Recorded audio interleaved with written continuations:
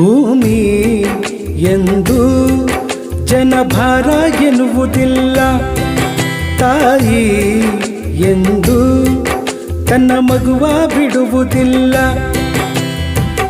ಇದ್ದು ಸತ್ತ ಹಾಗೆ ಮಗುವ ಬಿಟ್ಟ ತಾಯಿ, ತಾಯಿಗಿಂತ ಇಲ್ಲಿ ದೊಡ್ಡದಿಲ್ಲ ಸ್ಥಾಯಿ.